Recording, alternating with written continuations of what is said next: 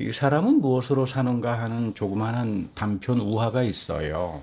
이제 하루는 하나님께서 미카엘 천사에게 젖먹이 두 딸이 있는 엄마를 하늘나라로 데리고 와라. 그 뭐 내려와서 보니까 이거 너무 불쌍하거든요. 아, 이 젊은이 얼마 데리고 가면 젖먹이 어린아이들은 어떻게 사나.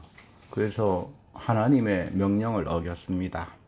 그래서 하나님께서 미카엘에게 너 세상에 내려가서 가난한 구두가게의 점원으로 당분간 살아라.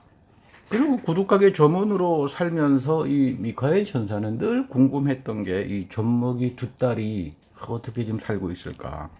몇 년이 지나서 찾아가 봤더니 비록 젊은 얼마는 하늘나라로 갔지만 두 딸이 아주 아름답고 밝게 주변의 사람들의 도움으로 잘 자라고 있어요. 그때 미카엘이 크게 깨달은 게 있습니다. 아, 인간의 삶과 죽음은 천사나 사람이나 염려할 게 없는 거로구나. 하나님께서 인도하시는구나. 그러니까 이 삶과 죽음에는 천사가 함부로 끼어들 일이 못 된다. 그리고 두 번째는 이 천사나 사람은 미래의 운명을 알 수 없다. 뭐 미래를 알 수 있는 사람은 없죠. 미래를 예비하시는 분은 오직 하나님 한 분밖에 없다. 세 번째에서 가장 중요한 것은 그래서 이 하나님을 신뢰하는 믿음이다. 뭐 이런 이야기 하나가 있습니다. 우리 성경 전체를 통틀어서 믿음의 대표를 아브라함이라고 말합니다. 그 말은 우리의 믿음이 기준이 아브라함이에요. 이건 뭐 유대인들도 기독교인들도 똑같아요.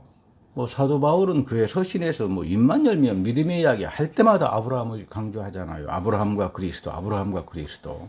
그래서 오늘 우리가 이 교회에서 그토록 숱하게 말하는 믿음이라고 하는 게 도대체 뭔가, 내가 지금 나에게 이 아브라함의 믿음이 있는가 한번 이렇게 돌아봐야 합니다.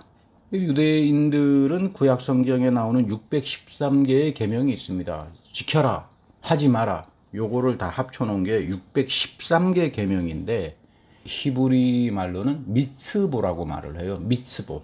그러니까 바리새파들은 이 미츠보 계명 다 지키고 살아야죠. 그런데 유대인 랍비들은 이 613개를 한마디로 요약하면 뭐냐라고 한다면 하박국 2장 4절이라고 말해요. 하박국 2장 4절은 여러분들이 잘 아는 말씀입니다. 마음이 한껏 부푼 사람은 교만한 사람이다. 이건 바리새파의 마음이죠. 그러나 의인은 믿음으로 산다. 의인은 믿음으로 산다. 여기에서 말하는 믿음의 이 어원이, 히브리어 어원이 아무네라고 하는 말이에요. 아무네. 그거는 신실함, 생명을 걸고 헌신하는 그런 마음을 가리킵니다. 이런 아무네의 믿음의 대표를 아브라함이라고 하죠. 아니, 목사님, 뭐 입으로 시인해서 다 구원에 이르는데, 뭐, 믿음에 무슨 헌신, 봉사, 수고, 이런 게 뭐가 필요합니까? 그랬더니 옆에서 하늘나라 가서 상급받기 위해서 한다. 뭐, 그렇게 말씀하시는 분도 있는데, 성경을 통해서 믿음을 좀 잘 배워야 합니다. 믿음이 잘못돼 버리면 하나님의 형통도, 하나님의 약속도, 하나님의 만나도 이어지지가 않아요. 요즘 유튜브를 제가 봤더니 참 심각합니다. 아, 그래서 성경을 좀 제대로 가르쳐야 되겠다. 이 성경을 여러분 제대로 배우려면 좀 어려울 수밖에 없죠. 유튜브에서 어떤 분이 나와서 주장하는데, 아이 뭐 여호수아 10장에 보니까 해가 멈췄는데 거짓말이다. 지구가 태양을 도는데 말도 안 되는 소리를 하고 있다. 그래서 제가 듣기에 이분이 지금 말도 안 되는 이야기를 하고 있는 것 같아요. 여호수아 당시는 뭐 우리처럼 자연과학이 발전하지 않았겠죠. 그러니까 당연히 모르죠. 우리가 성경 읽는데 무슨 뭐 여호수아 자연과학적 지식을 믿기 위해서 성경이 있습니까? 하나님이 어떻게 역사했느냐를 보기 위해서 성경을 읽는 건데, 하나님이 무엇을 하셨나, 이게 중요합니다. 여호와니시 하나님의 승리가 여호수아에게 어떻게 나타났나, 이거 우리가 보기 위해서 성경을 읽는 겁니다. 여호수아의 자연과학 지식이 틀렸다 맞다, 그러니까 성경은 거짓말이다, 이거 참 저급한 이야기예요. 오늘 우리가 알고 있는 자연과학 한 50년 지나면 다 거짓말 됩니다. 이런 이야기가 아니죠. 근데 원래 이 표현, 그 히브리서 원전을 읽어보면 돔이란 말로 되어 있어요. 태양이 식어졌다 이런 뜻이에요. 멈췄다 이런 뜻이 아니라, 무더운 전쟁터에서 하나님께서 태양의 열기를 식혀주셔서, 우리 출애굽에서 그 기적 나오잖아요. 구름과 빌기둥으로 밤에는 얼어 죽지 않도록 하나님께서 보호하시고, 이 하나님이 보호하셨다라고 하는 이거를 번역을 할 때 하나님의 태양을 멈춰 세웠다, 이렇게 당연히 고백했겠죠. 자연과학도 지식이 없었으니까. 우리 바울 역시, 사도 바울 역시 로마서 1장 17절에서 바로 이 하박국 인용하지요. 이 믿음이 아무네죠. 믿음은, 의인은 믿음으로 산다. 이 믿음이 아무네예요. 아무네. 그러니까 내 안에 아무네가 없으면 구원 없어요. 여러분 이거 명심해야 됩니다. 내 안에 아무네가 없으면, 아브라함의 믿음이 없으면 구원하고는 아무런 상관이 없다 그 말이에요. 그런데 지금 바울은 이것이 예수 그리스도의 십자가와 부활에서 일어난 엄청난 사건이다 그 말이에요. 사람은 내가 노력해서 아무네, 아브라함의 믿음 갖지 못합니다. 하나님이 잘 아세요. 우리가 얼마나 연약한 존재들입니까? 쉽게 넘어지고 쉽게 오해하고 그렇잖아요. 그러나 하나님께서 이제 그리스도의 말씀을 통해서, 성령을 통해서 내 안에 새 언약을 심어갈 때 나는 비로소 아브라함의 믿음인 아무네를 가질 수 있다. 그래서 사도 바울이 두고두고 반복했던 게 예레미야의 새 언약이죠. 여러분, 우리가 복음이라고 할 때 예레미야에게 예언했던 새 언약을 이해하지 못하면 복음 이해 못합니다. 이 예레미야의 새 언약 속에 성령을 통해서 우리에게 주어지는 것이 바로 아무네다, 아브라함의 믿음이다. 이거 잡지 못하면 여러분 교회 다니면서 싸움밖에 안 합니다. 여러분 이거 큰일 나요. 그래서 예수님께서 마지막 때 이 믿음 다 잃어버린다, 다 심판당한다. 교회 다닌다고 해서 여러분 구원받는 거 아니에요. 성령을 통해서 예수 그리스도의 십자가 부활을 통해서 이 아무네를 죽을 때까지 사모하면서 살아야 돼요. 사실 이것은 기적이죠. 어떻게 예레미야에게 그 연날 약속했던 하나님의 연이 우리에게 이어지는가? 이건 모릅니다. 성령이 오시고 말씀의 세계 속에 들어가 사는 사람들에게만 이것은 열리는 거예요. 그래서 내가 믿음 안에서 형통한 삶을 사는 거죠. 성령이 내 마음밭에 오셔서 끊임없이 믿음을 만들어 갑니다. 새로운 창조입니다. 그래서 우리 사도 바울이 믿음은 성령의 선물이라 그러잖아요. 끊임없이 성령이 내 안에 오셔서 말씀을 통해서 믿음을 새롭게 창조해 나가는데, 이걸 우리 바울은 그리스 말로는 피두스야, 신실함이 내 안에 끊임없이. 여러분 믿음의 사람인가 아닌가는 금방 알 수 있어요. 대화를 해보면요, 어떤 분들은 아무리 이야기해도 하나님 말씀 믿지 않아요. 교회를 그렇게 다닌다 그러면서도.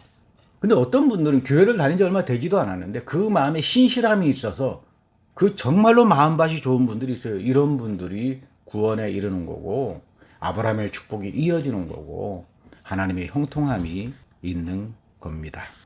그런데 중요한 건 뭐냐 하면, 우리가 신앙생활하면서 이 아브라함의 믿음인 아무네, 또는 사도 바울이 이야기하는 의인은 믿음으로 산다라고 하는 게 어려운 이유는 뭐냐 하면요, 이게 입 가지고 되는 게 아니라 새 언약을 읽어보면 이스라엘 백성들이 계명을 안 지켰어요. 약속을 다 떠나서 결국은 바벨론에 끌려가서 망합니다. 그러니까 이 아무네가 필요한 이유는 예수 그리스도의 십자가 부활을 통해서 하나님이 이제 성령으로 우리에게 오셔서 아브라함처럼 계명을 지키게 하는 거예요. 이게 여러분 쉽지 않죠. 입으로야 누구나 다 믿는다고 그러죠. 근데 왜 나에게는 그러면 믿음이 있는데 왜 하나님의 형통하심과 엄청난 축복이 이어지지 않지? 말씀대로 안 사니 당연히 그런 거죠. 그래서 성경에서는 이런 사람을 가리켜서 부담스러운 자다 이렇게 말합니다. 입으로는 하나님을 믿는다고 그러지만은 행동과 순종과 실행과 모든 삶에서는 계명하고는 아무런 상관이 없어요. 하나님 앞에 나는 부담스러운 자로 살면서 나는 믿어요. 그 이스라엘 백성들이 타락하고 바벨론에 끌려가기 전에 그 영적인 상태가 바로 이런 상태였습니다. 오늘 누가복음 8장 43절에 보면 12년간 혈루증을 앓는 여인이 있는데 고생 많이 했습니다. 이 사람은 당대 이제 유대교의 정결 예전을 어긴 사람이다 그러니까 예배에도 들어오지 못합니다. 완전 죄인 취급당합니다. 아픈 것도 힘든데, 아픈 것도 억울한데 죄인 취급당해가지고 하나님께 나와가지고 예배도 드리지 못해요. 그런데 가만히 오늘 본문을 읽어보면 예수님이 뒤로 와서 예수님 옷가에 손을 댔다. 이거 기가 막힌 이야기죠. 이 안에 담겨져 있는 깊은 예언의 의미를 찾으려면 땅 파고 들어가야 돼요. 말씀의 본문 배우로 깊숙이 들어가지 않으면 지금 이 사건이 지금 어마어마한 사건이로구나. 아니 뭐 지나가다가 뭐 군중들이 그냥 밀었겠지요. 그건 우리 베드로의 이야기입니다만, 베드로는 오나가나 보면은 예수님 이해하지 못한 사람이에요. 그 왜 그랬을까? 베드로가 예수님을 전혀 이해하지 못했던 이유는 요한복음에 보면 베드로는 세례 요한 제자예요. 처음에. 그러니까 이 베드로는 예수님을 어떻게 생각했나? 뭐 세례 요한하고 똑같겠지. 그 마음속에 항상 예수를 어떻게 동격으로 놓고 봤나 하면 세례 요한처럼 보았어요. 그러니까 실수할 수밖에 없습니다. 오늘 우리도 그래요. 아, 나 교회 30년 다녔어. 50년 다녔어. 내 이래봬도 4대째 뭐 믿음의 가정이야. 그러니까 예수님을 성경을 통해서 보려고 하는 게 아니라 자기 경험, 미천한 생각 이런 걸 갖다 놓고는 가두어 버리니까 다 베드로처럼 되고 마는 겁니다. 이렇게 되면 우리가 영적으로 자라지 못합니다. 바울은 끊임없이 믿음이라고 하는 건 자라나는 거다. 왜? 성령이 나에게 오셔서 믿음을 계속적으로 새롭게 창조해 주니까 그게 자라날 수밖에 없죠. 근데 이걸 그냥 딱 자기 생각에 가둬버리면 우리는 다 영적인 안진뱅이가 돼버리고 나는 믿음 좋아 그러지만 하나님 보시기에는 너는 부담스러운 존재야. 이렇게 된다 이 말이에요. 여러분 이런 길로 가서는 큰일 납니다. 여기 지금 말하는 예수님께서 말하는 이 옷술, 예수님의 옷가장자리를 만졌다. 이거 옷술은 단순한 게 아니에요. 이거 그 히브리 말로 치치트라고 하는데 당대 이 랍비로 존경받는 사람들이 입고 다니는 옷이에요. 세례 요한은 뭐 이런 옷을 입어본 적이 없죠. 광야에서 외치고 뭐 가죽 띠를 메고 뭐 이랬던 사람이지. 예수님은 지금 랍비의 옷을 입고 있는 거예요. 이 옷 각 매듭에 푸른 색깔하고 하얀 색깔로 이렇게 엮어진 술이 있습니다. 뭐 지금도 여러분 그 양복 밑에 이런 옷을 달고 다니는 유대인들 보잖아요. 여기 우리 동네 가끔 유대인들 보면은 이렇게 옷을 달고 다니는 유대인들 보게 되는데 이게 무슨 뜻이냐면 나는 쉐마 이스라엘을 지키고 아브라함처럼 말씀과 계명을 가지고 사는 사람이다. 난 이런 믿음의 사람이야. 그거를 드러내는 표현이에요. 이 찌찌트가 그 예수님의 찌찌트를 만졌다 이 말이에요. 아니 뭐 옷술이 그렇게 대단합니까? 이거 미신 아닙니까? 그렇지 않아요. 여러분이 옷술은 절대로 남이 함부로 만졌다 그러면 큰일 납니다. 그래서 이 여인이 뒤로 예수님께 왔다라고 하는 말은 의도성이 있어요. 예수님의 옷술을 보고 저거를 만지면 내가 살 거다. 이 엄청난 믿음을 가지고 있었던 거죠. 민수기 15장 30절에 보면 하나님께서 모세에게 옷단에 옷을 달라고 명령해요. 그 이유는 뭐냐면 너희들 이 옷술을 보면서 내가 하나님과 내 사이에 맺어진 계명을 지키고 살고 있나? 이거 너 기억하고 살아라. 너희들 건망증이 심해가지고 입만 잘하지 하나님 약속하고 계명 아무것도 안 지키고 살잖아. 그래서 주는 거예요. 너희들 이거를 떠나버리면 탐심과 음행에서 벗어날 수가 없어. 그래서 하나님이 거룩하니까 너희도 거룩해야 되는 거야. 인간이 거룩해지지 않습니다. 하나님이 나를 거룩하게 만들어요. 하나님이 나를 거룩하게 만드는 과정이 뭐냐 하면 이 옷술을 통해서 항상 쉐마 이스라엘을 기억하고 아브라함의 믿음을 기억하고 살아가라. 그 뜻이에요. 이건 오늘도 마찬가지로 이렇게 살아가는 아브라함의 아문의 믿음을 가진 사람들을 하나님은 너는 거룩한 자다. 그래서 하나님이 예하신 모든 축복과 형통함과 치유가 우리에게 이루어지는 거죠. 그래서 이 유대인들은 절대로 이 기도할 때는 기도숄이라고 있어요. 기도숄로 해가지고 머리에서 어깨까지 이렇게 둘러가지고 이렇게 가려서 합니다. 왜냐하면 이 하나님에 대해서 집중해야 돼요. 하나님 기도는 하나님께 직접 내가 대화하는 거니까 함부로 하지 말고 그 전에 반드시 성경을 읽으면서 묵상하고 이거 내가 탐심으로 내 멋대로 내 욕정대로 강구했다가 나중에 이거 뭐 이루어지면 큰 낭패를 당하잖아요. 내가 하나님께 어떻게 강구해야 되나?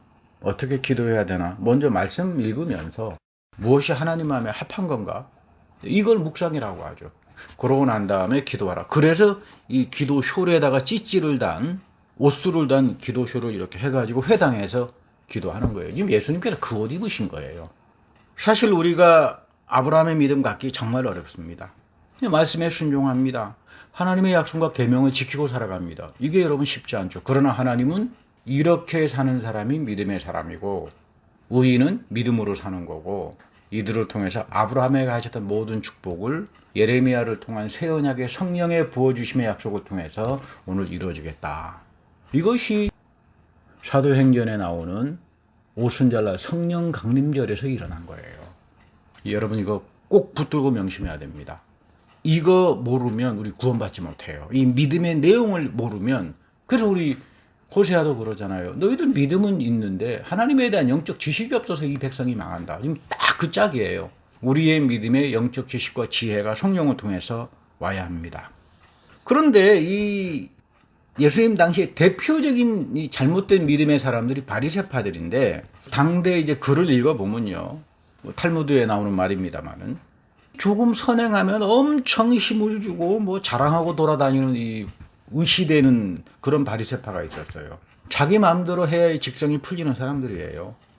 그래서 마태복음 23장 5절에 보면 이들은 말씀 상자를 크게 만들고 말씀 상자에 담아놓으라고 그러잖아요. 그리고 옷술을 길게 늘어뜨린다. 이 옷술도 조그만 게 아니라 길게 늘어뜨려 가지고 나 이래봬도 아브라함의 믿음을 다 드러내면서 사는 사람이야. 이 과시형, 이 교만한 사람들이죠. 그러니까 예수님의 옷들은 좀 크지가 않았는데 바리새파들은 옷들이 아무튼 엄청 컸던 모양이에요. 이 마태복음 23장 5절의 말씀 보면 그런가 하면 아주 계산에 빠른 바리새파들이 있어요. 이 하나님 말씀 지키려면 손해보잖아요. 뭐 헌금 생활도 해야 되지, 뭐 봉사도 해야 되지, 헌신도 해야 되지, 엄청 손해보잖아요. 그래서 요거를 이제 피해가는 사람이에요. 그래서 wait a minute 형이라고 그러죠. 좀 기다려주세요. 아직 나 준비 안 돼 있잖아. 내 가정 문제도 있고, 내 뭐 여거저거 할 게 많아. 그러니까 내가 준비되어 가지고 할 때까지 좀 기다려주세요. 그래 놓고는 아무것도 안 하고 놀고 먹는 바리새파입니다. 여러분 이거는 탈무드에 나오는 이야기입니다. 제 이야기가 아니고 예루살렘 탈무드에 자기라도 미안했던지 바리새파를 비판할 때 이런 바리새파 되지 마라. 예수님 시대에 이 과시형의 얌체형의 엄청 많았으니까 오죽하면 예수님도 속이 뒤집어지셔가지고 비판하고 너희들 이렇게 살지 말라 그랬겠어요. 그런가 하면 또 겉과 속이 다른 바리새파가 있어요. 자기 손해보는 일은 절대로 안 합니다. 아주 영리한 사람이죠. 자기 손해보는 안 하면서 남에게는 마치 장님이 장님을 인도하듯이 뭐 그런 사람들도 있었고요. 그래서 예수님께서 이거 다 회칠한 무덤이다. 이거 구약에서는 참 부담스럽다가 아니라 이제 이 신약 성경에 오게 되면 하나님이 너희들은 회칠한 무덤이다. 하나님이 나를 회칠한 무덤으로 봐줘야 되겠습니까? 이거 안 되죠. 그런데 이 예루살렘 탈무드에 보면 가장 최고의 모범적인 바리새파는 아브라함이다. 이렇게 나옵니다. 그러니까 너희들은 항상 아브라함을 기억하면서 살아가라. 오늘 지금 예수님은 자신의 옷두루를 만진 여인을 딸이라고 부릅니다. 아브라함의 딸이다 이 말이에요. 사실 이 사람은 민수기를 따르면 정결규례를 어긴 사람이지만 예수님은 자신에게 만져서는 안 되는 옷두루를 만지면서 이 예수님 안에서 하나님으로부터의 메시아의 모습을 본 것. 이거를 예수님께서 높게 보신 거예요. 너의 믿음이 너를 구원했다. 너의 아브라함의 믿음이 너를 구원했다 이 말이에요. 우리에게도 이건 똑같은 겁니다. 아브라함의 아무네의 믿음이 끊임없이 말씀과 성령을 통해서 나에게 오게 되면 그때부터 비로소 구원이 무엇인지 이 구원이 어마무시할 정도로 엄청난 기적의 세계고 형통함의 축복이고 새롭게 세상이 다 바뀌어진다라고 하는 그거를 새하늘과 새 땅의 그 모습을 보고 살아가게 되는 거예요. 우리가 하나님 말씀 속에 예언을 배우려면 여기서부터 출발해야 됩니다. 여러분들이 그래도 하나님께 예배를 드리고 교회를 다니고 봉사를 하고 헌신하는 이런 것들이 아름다운 열매를 맺어가지고 30배, 60배, 100배의 엄청난 그 축복들이 여러분들의 가정에 또는 수천 대라는 축복으로 가야지. 이 하나님 보시기에 부담스러운 믿음, 하나님 보시기에 그저 너희들은 뭐 참 회칠한 무덤 같다. 이러면은 다 심판당하고 끝나버린다는 이야기예요. 우리 민수기 15장 30절 보면 이 찌찌트 옷술은 지켜야 할 미tz보를 상징합니다. 그러니까 우리 예수님께서 다 지키고 사셨어요. 사도 바울만 다 지키고 산 게 아니라. 그래서 예수님을 가장 잘 이해한 사람이 사도 바울이라고 하는 말이 나오는 겁니다. 역사적으로 바울은 예수님을 쫓아다니지 않았지만 둘 다 바리새파적 그 안에서 하나님 말씀대로 살았던 그 영적인 그 소통과 교통이 있잖아요. 그러니까 예수님은 이 여인에게서 주님, 나는 아브라함의 믿음을 기억하고 삽니다. 나는 하나님께 나와 예배도 드리고 싶은데 저는 죄인으로 취급당해가지고 그 하나님의 예배의 축복에도 가지 못합니다. 그래서 나는 주님의 이 찌찌를 만집니다. 나의 믿음을 기억해 주십시오. 그런 이야기입니다. 우리 바울이 종종 너희들은 그리스도의 옷을 입어라 이런 말을 하죠. 이거 그냥 단순한 말이 아닙니다. 믿음의 사람은 여러분이나 나나 그리스도의 옷을 입고 사는 사람들이에요. 첫 번째 옷은 세례입니다. 세례는 교회에서 베풀어지지만 나는 그리스도 앞에서 날마다 죽는다.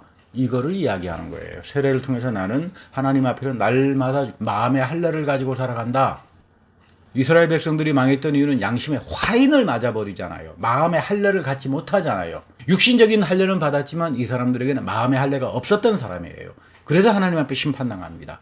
세례라고 하는 건 나는 교회에서 이 세례를 한번 받지만 끊임없이 나는 회개를 통해서 마음의 할례를 가지고 사는 사람이다. 그래서 이것이 성령 세례다 이렇게 표현하는 겁니다. 여러분들이 받았던 세례 소중하게 여겨야 돼요. 그 세례가 나에게 축복으로 오려면 항상 기도 속에서 주님 나도 사도 바울처럼 날마다 죽는 마음의 할례를 가지고 살게 해주십시오. 이것이 이루어지는 현장들이 여러분들이 기도할 때, 말씀을 읽을 때, 그리고 예배할 때 이 축복들이 우리에게 이루어지는 거죠. 아니 뭐 물세례가 다르고 성령 세례가 다른 거 아닙니까? 성경에 그런 말 없습니다. 성경에 없는 말은 우리가 취급하지 말아야 합니다. 바울은 세례는 하나라고 말하죠. 두 개라고 말 안 합니다. 예배소서에. 믿음도 하나다. 저와 여러분이 가져야 되는 믿음은 하나입니다. 어떤 믿음? 아브라함의 아문의 믿음이에요. 그 믿음으로 우리는 구원받습니다.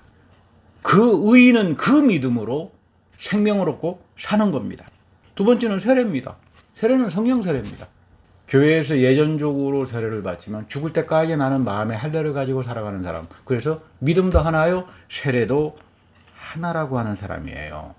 이것이 없는 사람을 가리켜서 우리는 믿음의 사람이라고 말하지 않죠. 아무리 교회를 오래 다녀봐야 이 예언의 아주 깊은 차원을 깨닫지 못하면 뭐 구원은 고사하고 하나님 앞에 다 부담스러운 존재로 끝나버리고 마는 겁니다.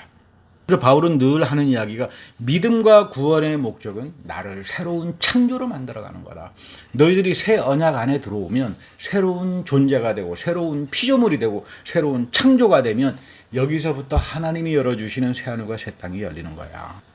여러분들에게 한 해도 이런 하나님의 새하늘과 새 땅 속에서 하나님의 위대한 이름이 펼쳐지는 그런 귀한 축복이 있기를 바랍니다. 아브라함의 믿음에 나타난 하나님의 위대한 이름이 있죠. 우리도 늘 예배 시작하기 전에 우리들의 모든 도움과 피난처와 그것은 거룩하신 주님의 이름에만 있다고 항상 고백하잖아요. 그 이름이 뭐겠어요? 아브라함에게 나타났던 첫 번째 하나님의 이름은 여호와 이레입니다. 앞서가서 하나님이 나의 삶을 예비하신다. 아들 이삭을 바치라고 명령을 듣고 모리아 산에서 아브라함은 이것을 체험했습니다. 그래서 예수님께서 참 신비한 말씀 하시잖아요. 아브라함은 나의 날을 보고 기뻐했다. 이 모리아 산에서 예수님께서 십자가에 달려 돌아가셨잖아요. 여호와 이레의 축복이 있다. 말씀과 성령을 통해 아브라함과 같은 믿음을 가지고 계명대로 사는 사람들에게 여호와 이레의 축복이 찾아온다. 그 말입니다. 두 번째는 여호와 라파가 있죠. 혈류병의 여인에게 나타난 하나님의 이름입니다. 예수님께서는 요한복음에서 모세와 예언자는 나를 증거한다. 그 말이 뭐겠어요? 모세와 예언자들 속에 나타난 하나님의 약속과 모든 예언은 나 예수 그리스도 안에서 다 이루어지고 성취가 되고 너희들에게 주어진다. 그런 뜻이에요. 하나님의 이름의 축복이 아브라함과 같은 믿음에 나타나고 나의 삶을 승리하게 만듭니다. 여호와 니시입니다. 오늘 이 혈류병 환자에게 여호와 라파 하나님은 치유다. 그 이름이 나타나는 거예요. 아브라함의 믿음을 가진 사람에게. 여호와 니시. 여호수아가 전쟁터에서 하나님의 이름을 믿고 아브라함의 믿음을 가지고 전쟁에 나갔을 때 하나님께서 승리하는 역사가 나타나는 겁니다. 올해 한 해도 여러분들 그리스도의 옷을 입고 항상 아브라함의 믿음을 사모하고 그래서 이 한 해 하나님께서 열어주시는 새하늘과 새 땅의 그 형통한 세계 속에서 귀한 축복의 자녀들이 되기를 간절히 바랍니다.